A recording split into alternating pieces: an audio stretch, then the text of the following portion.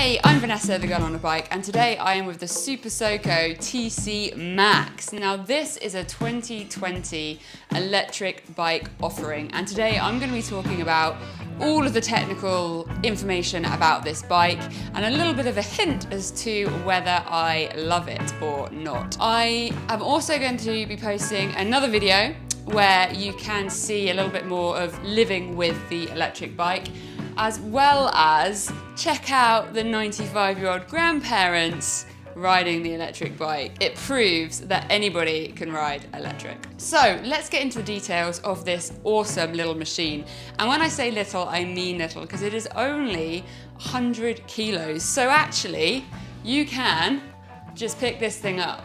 It's diddy, it's tiny, it makes you feel really confident and light. So the first question most people ask when you think about the new electric offerings is, what is the range? Because I don't want to get stuck on the side of the road running out of range. So to answer that question, the first thing you've got to understand that this bike isn't designed to be off on a massive adventure at the weekend. This is designed for an urban commuting, city kind of lifestyle. So if you are driving around anywhere from the average of say 25 miles an hour up to say 35, the typical sorts of range that you're going to be doing in an urban environment, you're going to be getting around 60 miles an hour. Check out my other video in regards to the actual range that I got with live riding, living with it. But if you are commuting, that's actually a pretty practical range to have. And if you think about the running cost of an electric offering like this, you're looking at about 1p per 100 miles. So how much is your season ticket on the train? Maybe this could be the ideal option. Social distancing as well, when we think about we're in a slightly new COVID-19 world. The next question with regards to that battery life is the recharging time. When you run it completely flat, which is probably not something you're going to do that frequently, you're looking at about 7 to 8 hours recharge time. However, when you're just keeping it topped up, you've got it down to 20–30%, that recharging time is reduced. It has a battery that's in the tank here. It comes down to about here. I'd say the battery weighs about 15 kilos and it comes with a 3-year battery warranty. The fantastic thing about this bike is that you have two options when it comes to charging. On the side here, you have a little plug where you can plug the bike straight into a 3-pin plug in your home, at work, wherever you might be. You can grab the wire out, which lives in here, plug her in, charge away. Now, sometimes charging the bike street side or wherever she would end up living isn't practical. And when that's the situation, you can really easily, 2 clicks, battery comes out and you can take it into your house and plug it in with a wire that comes with the machine. So on the bike and off the bike charging, which I think is a really strong feature of a bike like this. When you also consider that when the bike has no battery, there really isn't much a thief can do with it. It's not really worth very much without a battery. Top speed, you're looking at 60 miles an hour as far as the book goes. I did, going like this, streamlining, managed to get to 64 miles an hour. But remember the purpose of the bike. This is an urban commuter. But it's nice to know that if you do have to zip along some dual carriageway, it's got your back and you're going to be able to get the speed to flow with the traffic. Talking about the battery, you've got a 72 volt 45 amp hour battery in here. That's going to give you a power output of 3,500 with a max power output of 5,000. Now, if we talk about that in torque terms, you're looking at 180 Newton meters, which gives her a very exciting little bike. So if we want to put that into context, the Ducati Panigale V4 has 124 Newton meter torque. That means technically this bike has more torque than a super bike. Now that is because of the fact that it is an electric motor. Now anyone who has ever ridden or driven an electric vehicle will understand exactly what I mean when I say that acceleration is silly. And this bike, despite being a small bike that you can drive on a CBT, yes, I said that right, you can ride this bike without a full license, which is fantastic. Now, despite that, you still have a very zippy little bike, particularly in the urban environment. When you think about pulling away from roundabouts, traffic lights, that instant torque delivery is something that a 125 combustion petrol equivalent just cannot deliver. And that makes a small and electric bike offering something that's so fun for your commute. I find it really giggly when I'm driving around and people are looking at you going, why can't I hear their bike? Because people aren't used to electric yet. And two, when you pull away, you're just like, meow, and it's a similar sort of noise. It's a lot of fun, this kind of bike. So if you want to get a little bit more into the performance numbers, if you're looking at the 3,500 kilowatt output, you're looking at 5 brake horsepower with a max output of 5,000 kilowatts, and that's the equivalent of 6.7 brake horsepower. Nippy little bike. I've already mentioned it, but this bike is rideable on a CBT, which means you don't need to have your full motorbike license. Anyone can go out and do their CBT, which is typically quite a short course, and in the UK costs anywhere from £100 to £200 to do and lasts 2 years, which means this is the sort of bike that could get a lot of people into motorcycling in a very safe environment, really. Now, the reason I say that is because this bike is fantastic for confidence. It's so simple to ride. You have twist and go acceleration, you have dual braking with your 2 hands, similar to on a bicycle, and the dual braking on this bike means that if you pull one brake, it will intelligently apply the other brake proportionally, which again adds a bit of safety if you think about younger, newer, less confident riders. You then have 0 foot controls, no gears, no clutch, no stalling it. It is twist and go. So it couldn't be easier to ride. And if you need proof that anybody can ride an electric bike, check out this video, because 95-year-old granddad got on one of these and rode around the garden, and that was a really magical experience. It proves that anyone can ride electric. If we start to look at some of the specifications of the actual bike, we've already said it's 100 kilos, so it is incredibly light. You've got a ground clearance of 189 millimeters and a seat height of 770 millimeters, which means I have flat feet and bent knees.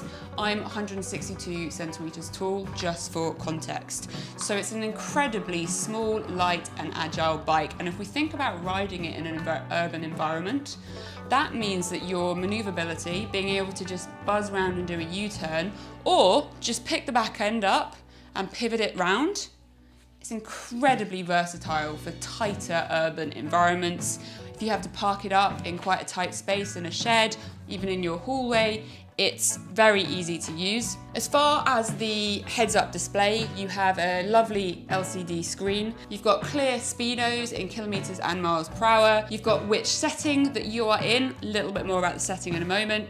It's got your estimated range, which is calculated based on the style of riding. If you have your happy throttle open, your range is going to be going down, and that range will be based on your most recent riding style. You've got your mileage, and then you've got your percentage of battery life. Very similar to how much fuel you've got left in your tank. The only gripe I have with this screen is it doesn't have the time. I know we all have watches and iPhones, but I quite like being able to glance down and see the time when I'm riding along. Big mirrors and nice comfortable handlebars. What I like about this bike is the fact that you have a lovely comfortable bench seat, which means depending on your size and your sort of comfort and setup, you can be as close and as upright or as cruising as you want. You've got space on the back to be able to put a bag or luggage, and there's lots of different points where you can strap it and tie it down. You can also pop your buddy on the back and take someone for a ride if you need to. I have taken my 85 kilo husband on the back of this bike, and they handled it no dramas at all.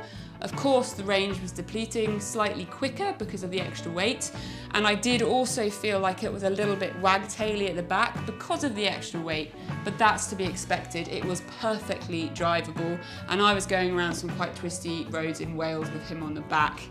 I think I enjoyed it more than him. In terms of the wheels, we've got 17-inch rims front and back and 240mm brakes. I've had to do a couple of quite sharp brakes on it and it pulls up really nice and steadily.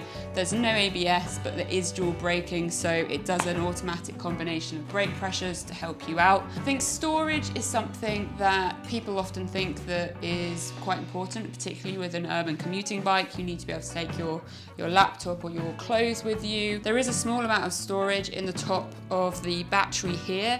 However, if you're taking the charger with you, that does diminish that area. I would say you could fit a decent U-lock in there, potentially a small chain. You'd have to have a play about, and you do of course have space on the back for a bag, and I would have thought some of the more versatile over the back panniers would fit on this bike, so you're going to have options to be able to strap stuff on. You've always got the option of a nice rucksack as well. It's versatile. We have LED headlights and indicators, no qualms there, it looks good. In terms of styling, I have to say I really do love how this bike looks. I think it stands with quite a lot of poise and an aggressive kind of stance. I love how you've got the almost naked rear end. The number plate is slightly less attractive, but that is meeting road requirements here in the UK. You could modify that. But generally, I think this bike is a bit of a head turner, particularly when you think about electric is still very new and very exciting to most people. Just the fact that you can't hear anything is confusing for most. I've taken it to a couple of bike nights. So many people wanting to know about it. Confusion about where the exhausts are. Oh my goodness, it's electric. Just some really positive feedback, I think. I think it's a head turner. Right, I mentioned the power modes earlier. So on the handlebar here, we have 3 settings, 1, 2, and 3. Now, this is a setting that basically caps your top speed riding along. So if you're in setting 1, I believe you're capped at about 20 miles an hour, setting 2, around 40, setting 3, 60. Now, that's a great way to make sure you don't accidentally have a little bit too much fun in town with that electric acceleration by limiting your top speed to the urban environment. It's a great way to also control your range and really maximize it because you're going to have a slightly more conservative ride. But knowing that you've always got the 3rd setting to have a little bit more of a smile on your face or a bit of dual carriageway open twisties. So I want to emphasize the electric torque that you get with this kind of bike. Around town, you're never going to be going top speeds, which means the acceleration you're going to get from this small motor, you can't really tell you're on a tiny bike. If truth be known, I'm not really sure how they've managed to get these bikes through as CBT equivalent. Fantastic if you're a new rider. Fantastic if you just want a little bike to buzz around, even if you did have your full license. But I was riding this bike in the Wye Valley in South Wales on some pretty windy, twisty roads, and I managed to catch up with a full-size motorbike on twisty roads because this bike grips. You can throw it around corners because it's so light and nimble, and it has really pretty darn good handling. And then the torque, instant torque, at the twist of that wrist, you can pull out of those corners. And I kept up with a full-size motorbike, and I have to emphasize, he was watching me in his wing mirror. He knew I was there and he didn't like it. I don't think he knew I was on an electric bike, but I kept up with him and I was giddy with excitement when I got to the top, that is for sure. Something quite a few people have spotted when they look at this bike is it has a teeny little Kevlar drive belt, which obviously goes to the electric engine. Super Soco have obviously worked out that you only need a tiny belt, but it does mean you haven't got chains and that kind of maintenance to be worrying about. Who is this bike suitable for? That's a big question, and I think it really comes down to that urban commuting environment. Whether you have a massive bike parked up in the garage to disappear on long adventures at the weekend, I still think this is an incredibly versatile and suitable bike to have for that urban commuting, popping to the post office when you need to, buzzing around. 1p per 100 miles equivalent. That is fantastic. I'm really impressed with this bike. I have had it for a few weeks and have been road testing it through life. I've been shopping on it, bought groceries home, had my husband on the back, and I've buzzed around. And I have to say that I'm going to be quite sad when I have to say goodbye to this bike actually.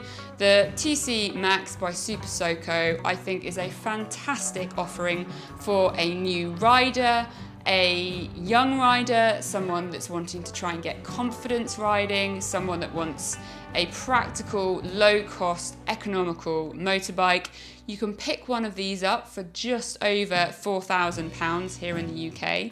That's 20% off the normal price of just over £5,000, because in the UK right now there is a 20% government grant because of the environmental perception of electric bikes. So it's a great time to buy. I highly rate them. I think it's a fantastic little bike and it's a massive thumbs up from me. I'm Vanessa, the girl on a bike. Please hit subscribe, hit the bell. If you're not following me on my other channels, you've got Facebook, Instagram and LinkedIn, please head on over to those pages and hit like, follow, all of the magical buttons. It's been awesome having your attention. I'd love to hear what you think of the bike in the comments below. Thanks for watching.